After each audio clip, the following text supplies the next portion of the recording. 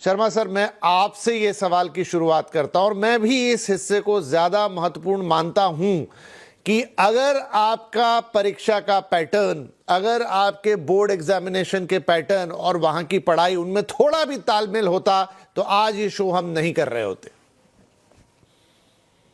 लेकिन मैं जो प्रश्न उठाना चाहूंगा कि क्या ये पहली बार पता चला आपको और इस देश को, हमारे मंत्रालय को, और अब पहली बार हमको ये मालूम हुआ कि जो बोर्ड का करिकुलम सिलेबस है, जो सीबीएसई का या एनसीईआरटी का है, वो कोचिंग या जो आपके एंट्रेंस टेस्ट है उसके सिलेबस से मैच नहीं कर रहा है।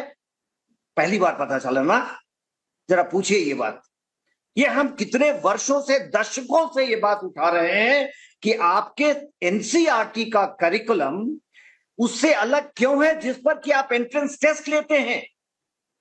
और अगर वो अलग होगा तो बच्चा किसकी तैयारी करेगा? कौन सी परीक्षा बच्चा पास करना चाह रहा है? क्या करना है बोर्ड के रिजल्ट का? आप हमको 100% नंबर दीजिए और आईआईटी में एडमिशन नहीं होगा तो मैं क्या करूंगा 100% का? आप मुझे 60% दीजिए और आईआईटी में एडमिशन कराइए, मुझे कोई लेना देना नहीं है आपके बोर्ड के रिजल्ट से।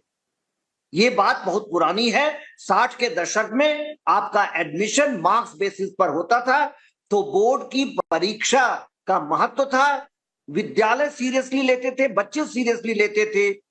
लेकिन जब आपने कह दिया कि नहीं, अब हम एंट्रेंस टेस्ट के माध्यम से एडमिशन करेंगे, तो बच्चे क्लासेस छोड़ के बोर्ड की तैयारी करने कोचिंग सेंटर्स में चले गए। ये तो सबको पता है, कम से कम 50 सालों से पता है।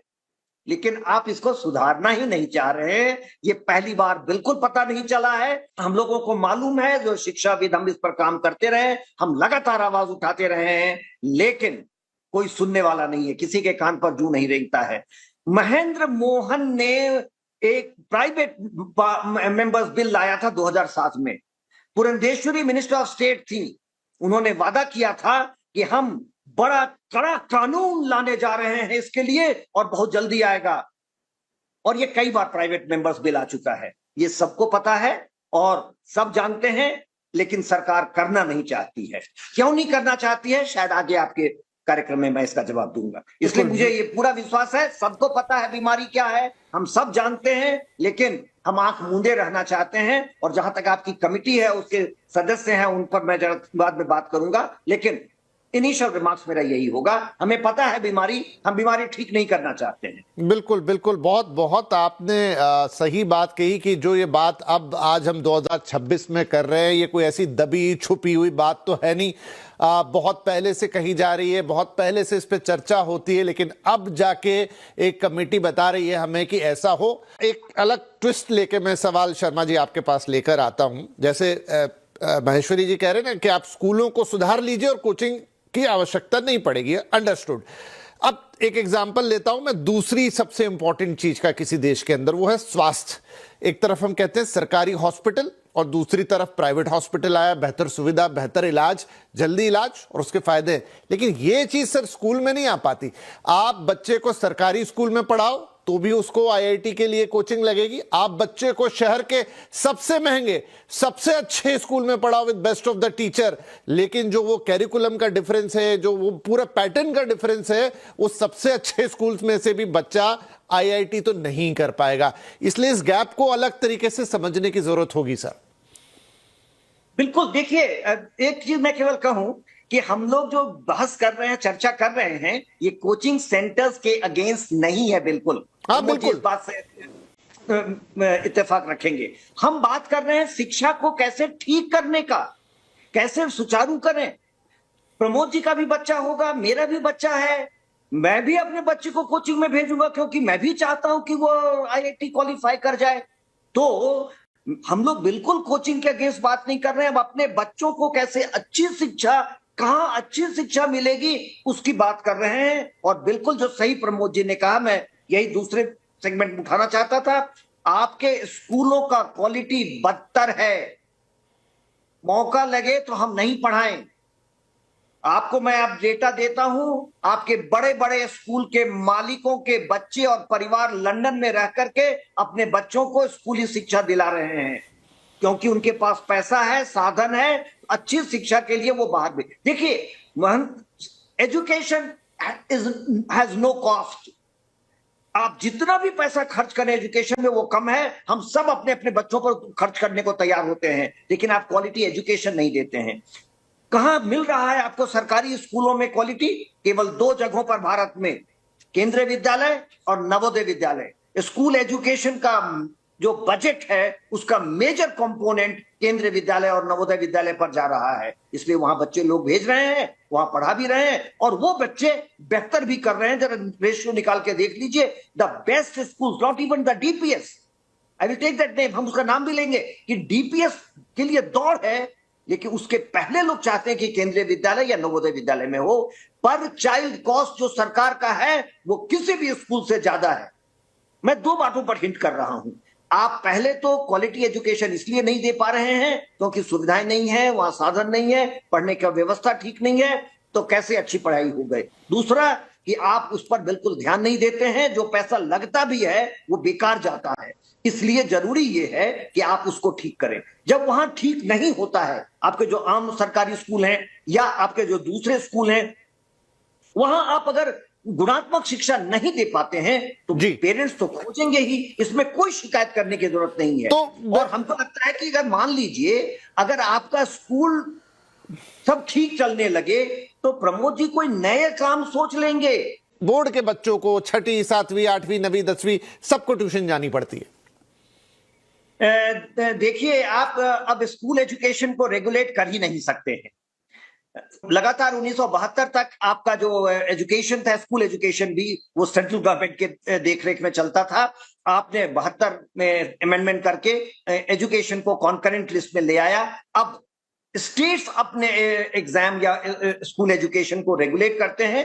हायर एजुकेशन में ये रेगुलेशन यूनिवर्सिटी ग्रांट्स कमीशन करती है, जो कि एक स्टैट्यूटरी बॉडी है, इसलिए सारी यूनिवर्सिटीज को यूजीसी के गाइडलाइंस मानने पड़ते हैं। स्कूल एजुकेशन में स्टेट केंद्र सरकार के गाइडलाइंस मानने को बिल्कुल बाध्य नहीं है, क्योंकि कोई भी रेगुलेटर है ही नहीं।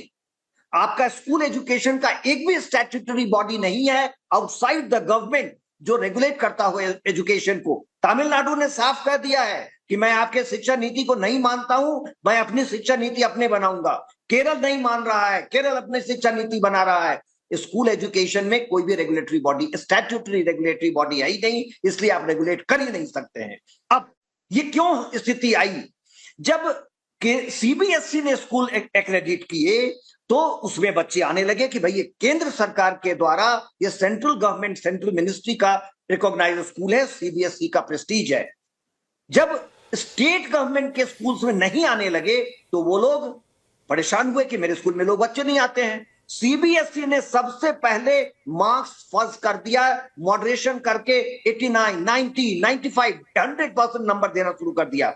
उसी तर्ज पर स्टेट ने दे दिया, स्टेट भी अपने मार्क्स मॉडरेट करने लग गया। अब सारे बोर्ड केओस में हैं, सारे बोर्ड में 100% नंबर आ रहे हैं, कोई भी स्टैंडर्डाइजेशन नहीं है स्कूल एजुकेशन में। ये क्यों हुआ? ताकि दिल्ली यूनिवर्सिटी में एडमिशन मिले, ताकि बड़े यूनिवर्सिटी में एडमिशन मिले। सरकार ने जो गलती की थी कॉन्करेंट लिस्ट में डाल के, उसको वापस करने की बात नहीं की। सरकार ने कहा कि अच्छा, तब हम हायर एजुकेशन में एडमिशन के लिए सीयूईटी देंगे, सीयूईटी एग्जाम करेंगे। आप जान रहे हैं और देख रहे हैं सीयूईटी का क्या प्रभाव हुआ।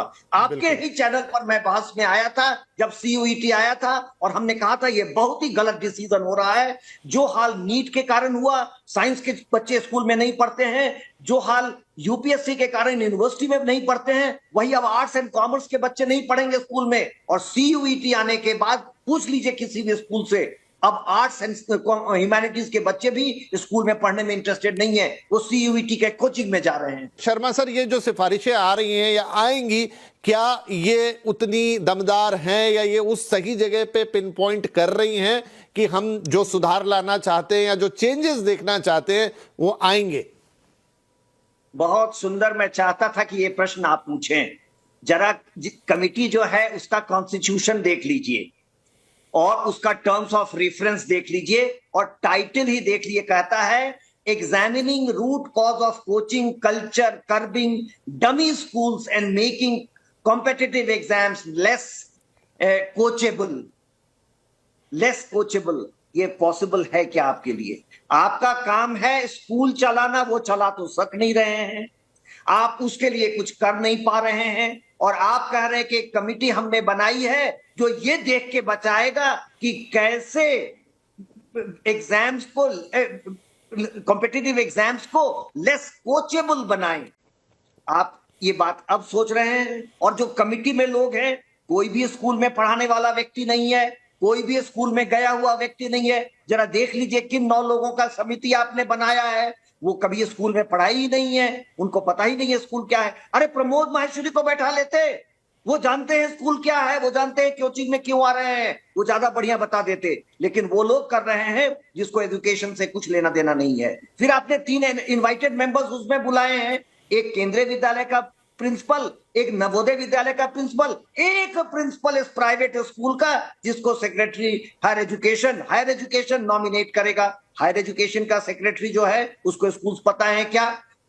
मैं इसलिए ये कमेंट कर रहा हूं, ये आई है क्योंकि आप नीट में फंसे हुए हैं और आप देश को ये बताना चाह रहे हैं we are serious about school education, हम आपके बच्चों के बारे में बड़े चिंतित हैं, इसलिए हम कमिटी बनाए हैं, और ताकि फोकस आपका पूरा चला जाए इस कमिटी पर। आप बिल्कुल सीरियस नहीं है, आप बिल्कुल सीरियस नहीं है। आप स्कूल एजुकेशन को ठीक करिए, इस कमिटी में तो बिल्कुल गॉट योर पॉइंट सर, ये आपने बिल्कुल